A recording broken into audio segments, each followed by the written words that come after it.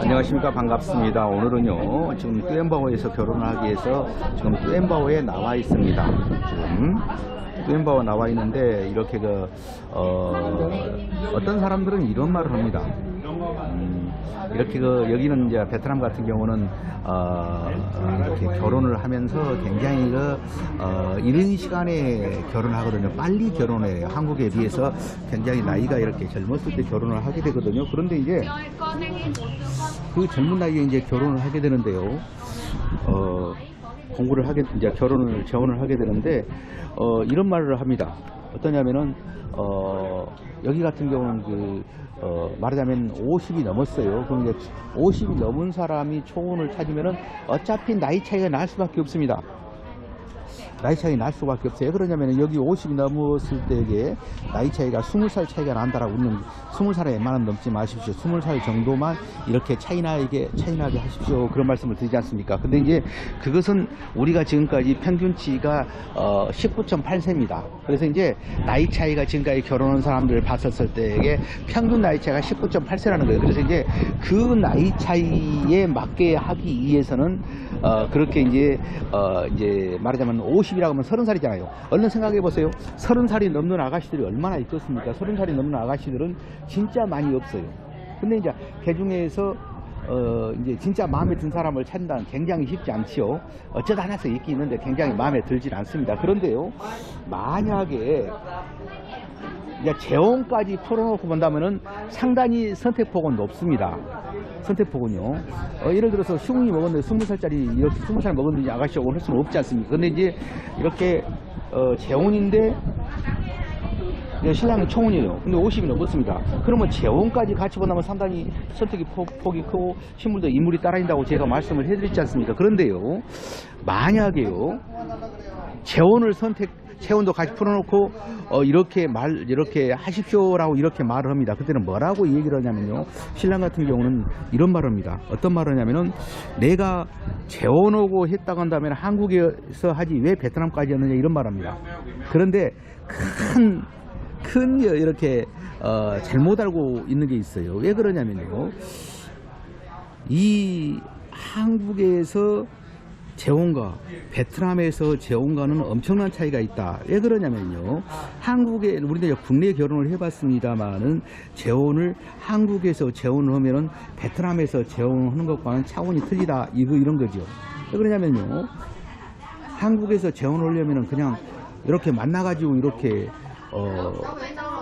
그냥 이렇게 결혼한 게 아니에요. 왜 그러냐면 결혼 둘이 이제 이렇게 간단하게 만나갖고 연애한 것은 괜찮지만 결혼한다고 한다면요, 분명히 그 조건이 따릅니다. 예를 들어서 아파트를 한 채 해주라, 애들에 대해서 책임을 져주라, 애들 앞으로 보험을 얼마짜리 넣어주라, 이런 식으로 얼마짜리 통장 하나 주라, 이런 식으로 합니다. 그렇기 때문에 그것은 먹여 살려주라는 것이거든요. 그게 틀려요. 그런데 여기 같은 경우는 재혼이었을 때에게, 지금 이제 맞선을 보게 되면 재혼인 경우에 이렇게 원하는 경우가 어떤 것을 원하냐면요, 한 달에 30만원 이렇게 보내주십시오라고 이야기를 하고, 35만원 보내주십시오라고 이야기를 합니다. 만약에 돈을 보내줄 수 없으면 뭐라고 얘기를 하냐면은, 돈을 보내줄 수 없다고 한다면 어떻게 하냐면, 한국에 가서 일할 수 있게끔 도와주십시오라고 이야기를 합니다. 예, 그 좀 차원이 틀리죠. 예, 한국에서 아파트를 한 차례 해주라, 아니면은 이렇게 얘들을 이렇게 대학까지 책임을 져주라. 그냥 책임지는 게 아니라 그냥 공중받아야 됩니다. 말로만 책임지겠습니다, 이렇게 되지 않는다는 거예요. 그러니까 굉장히 차원이 틀려요. 그건 모르는 말입니다. 그 결혼만 달라는 게 아니라 이제 애들이 있으면 그런 부수적인 게 따르거든요. 꼭 그런 말거든요.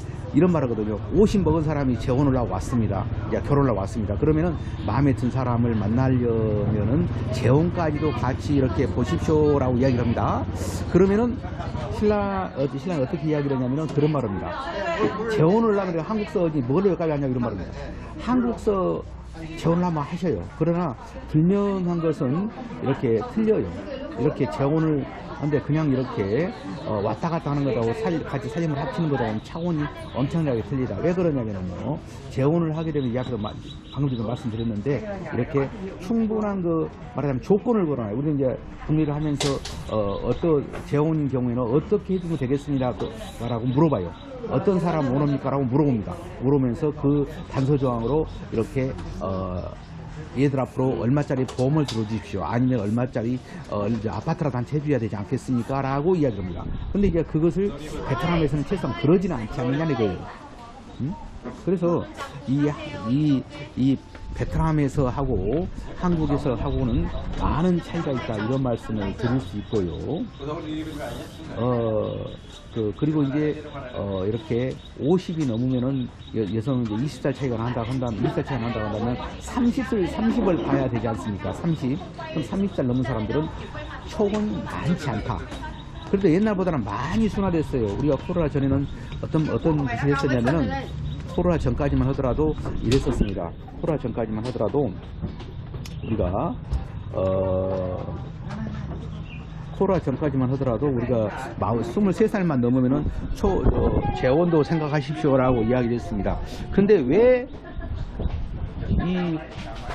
그 코로나 이후에는 그것을 이제 그런 말을 안 하냐면요, 그런 말을 할 필요 없게 됐어요. 왜 그러냐면요, 지금은 나이가 상당히 많은 사람도 결혼을 시키거든요.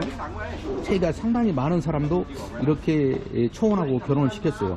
그래서 이제 그때보다는 굉장히 눈높이가 낮아졌다. 이제 말하자면은 코로나 전하고 후하고는 차이가 많이 나더라는 거예요. 그래서 이제 이렇게 결혼을 하고 진짜 결혼을 하고 맘만 먹은다 한다면 충분히 만날 수 있다라고 생각을 하는 겁니다. 그래서 이제 그런 말을 않고 이렇게 그냥 말하자면은 서로 맞선을 봐가지고 그 상황에 따라서 결정할 수 있게끔 도와드리고 있는 것이죠. 그래서 그것을 이제 정확히 말하면 이런 사람들이 있어요. 맞선 보면서 예를 들어서 뭐 48인데 나 어떤 사람 만날 수 있을까요? 이러면 제 나이에서 20살을 빼면은 대충 맞아 들어갑니다. 그래서 20살 빼고 나서 거기서 플러스 마이너스 2 이 정도 생각하시면 되고요. 되도록이면 20살 넘지 않는 게 좋습니다. 근데 이제 굳이 남자분들이 이렇게 나이는 자기는 개의치 않는다고 하는데 나는 나이가 개의치 않다고 하지만 또 상대 여자가 있잖아요. 그래서 이제 그리고 또 이게 있어요. 이 사람들이 뭐 어떤 사람들은 이렇게 베트남 사람들은 빨리 늦기 때문에, 아니면 동남아 사람들은 빨리 늦기 때문에 나이 차이가 나야 되지 않느냐 이렇게 말하는 사람이 있는데요. 그것은 잘못된 생각입니다. 왜 그러냐면요, 이렇게 빨리 늙어서가 아니라 우리 이렇게 결혼하게 되면 이쪽은 결혼을 빨리 하거든요. 우리 한국보다는 한 10년 이상은 빨리 한다고 봐야 할 것 같습니다. 근데 이제 빨리 하기 때문에 이렇게 20살에 아니면 또 이렇게 18살에 결혼을 해요. 그렇기 때문에 우리 한국 사람이 생각하는 18살과 이 베트남 사람, 이 사람들이 생각하는 18살과는 참 차원이 틀립니다. 생각하는 것이 깊고 18에 결혼을 하고 얘기를 한다 하더라도 큰 흠이 안 되거든요. 그리고 이제 실질적으로 그렇게 많이 하고 있고요. 보통 이제 전체적으로 그렇게 많이 하고 있기 때문에 그것은 당연시 하고 있는 것이지요.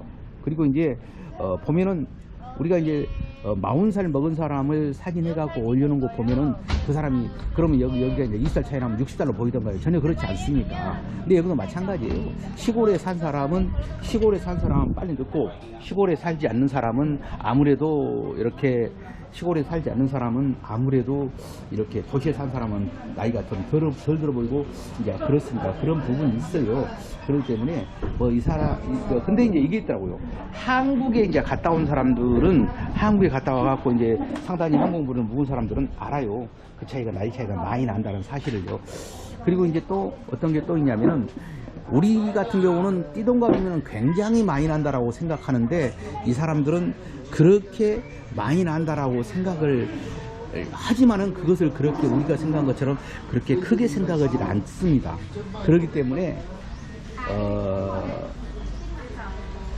이제 결혼을 진행할 수 있는 거죠. 저 같은 경우는 이제 캄보디아도 진행했고, 네팔도 진행했고, 중국도 진행했고, 이렇게 진행을 해봤습니다. 근데 이제 이렇게 동남아 쪽, 특히 동남아 쪽은 나이 차이를 별로 중요시 안 생각하잖아요. 근데 최소한 자기 아버지나 자기 어머니 나이보다는 더 많은 걸 신랑이 많은 걸 선호하잖아요. 결혼은 그 맞선을 보면서 그런 경우가 많이 보입니다.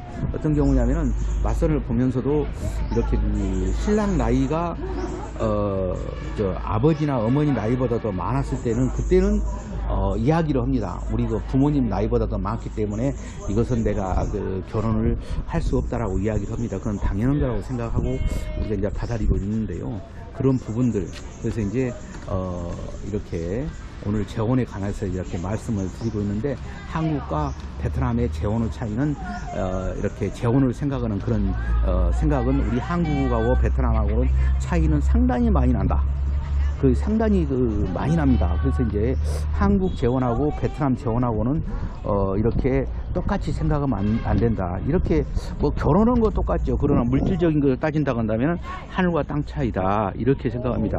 그래서 이제 우리 한국도 재혼한다 하더라도 돈이 없어갖고 결혼을 모든 경우가 생겨요. 돈이 없어가지고.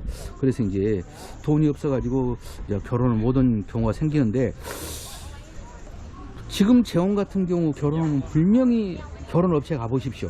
가보시면 그렇게 분명히 이야기를 합니다. 재산이 얼마입니까도 물어보고, 또 당연히 직업도 물어보지요. 그리고 이제 직업도 물어보고 그렇지만은 신부 여자 쪽에서는 무엇을 제시해서 이렇게 해주는 조건을 이제 걸었습니다. 그럼 뭐 어떤 사람들은 결혼하면서 뭐 사랑 보고 결혼하지 조건 보고 결혼하냐? 물론 사랑도 중요하죠. 그러나 이제 어떤 조건이 이렇게 받쳐주지 않는다 한다면 그런 것들이 이렇게 다 이렇게 무사히 넘어가진 않죠.